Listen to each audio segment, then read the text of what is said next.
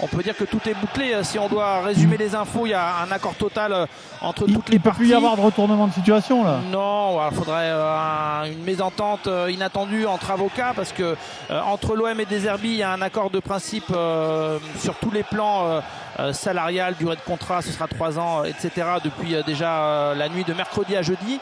Le week-end, il a servi aux deux clubs, OM et Brighton, pour finaliser une indemnité parce que même si Deserbi avait annoncé qu'il partait il y a déjà quelques temps, il fallait verser une petite somme ce soir, enfin une petite somme, ce sera entre 5 et 6 millions d'euros, c'est pas rien non plus, mais il y a eu un accord entre l'OM et le club anglais. Donc voilà, les avocats travaillent en ce moment sur la rédaction de tous ces documents, de ces contrats au pluriel, parce que Deserbi, son staff, j'ai pas encore le détail du staff qui accompagnera Deserbi, mais par contre il y a un homme qu'on peut confirmer qui arrive avec Roberto Deserbi, c'est Giovanni Rossi.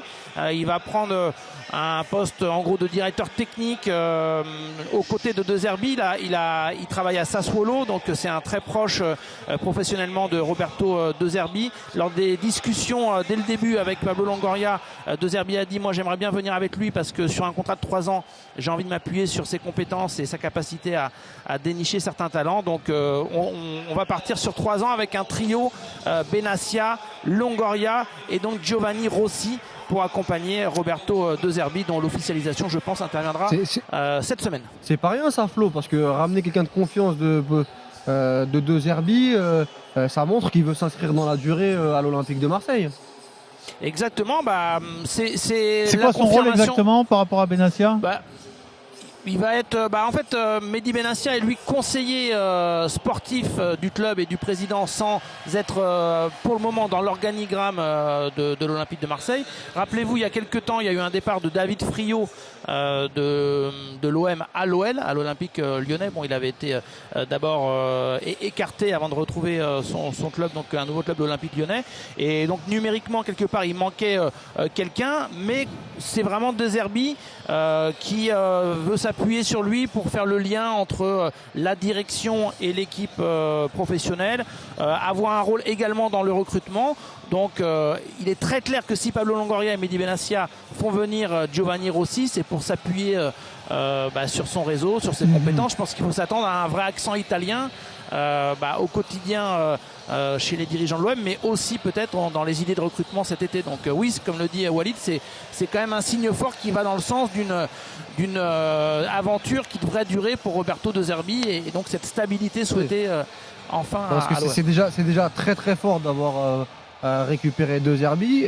Si c'est pour un cycle long, parce qu'on a dit contrat de 3 ans, c'est bien, mais dans les faits, Deserbi l'année prochaine, il peut ramener en Ligue des Champions l'Olympique de Marseille et partir dans un autre gros club. Le fait d'avoir un mec qu'il connaît, avec qui il aime bosser, avec qui il aime travailler, ça peut être gage de stabilité. Après, la stabilité, c'est toujours une déclaration d'intention qui est mise à l'épreuve par les résultats de toute façon, et pas qu'à Marseille, dans tous les clubs au monde.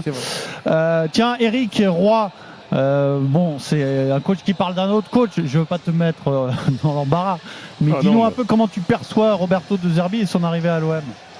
Plutôt très très bien, hein. C'est vrai qu'il a fait vraiment de très belles choses avec Brighton, surtout dans la qualité de jeu, dans la capacité à être aussi innovant, à montrer des choses différentes. Donc oui, c'est un entraîneur qui a une vraie patte, qui a une vraie identité. Et maintenant, on sait que l'OM, tout est plus compliqué, donc on va lui souhaiter bonne chance, parce qu'effectivement, on sait qu'à l'OM, même s'il a un contrat de 3 ans, on vous laisse peu de temps pour réussir.